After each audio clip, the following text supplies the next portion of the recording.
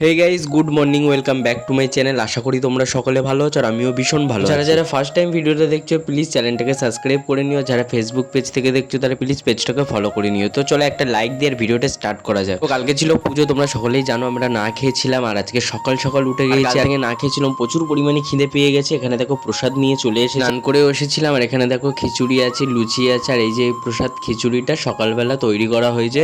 তো বেগুন ভাজা দিয়ে এখন খিচুড়িটা খাচ্ছে আর দুপুরে তো অনেক রকম রান্না হয়েছিল, তোমাদেরকে স্ক্রিনে ছবিটা দিয়ে দিচ্ছি, তোমরা দেখে নাও।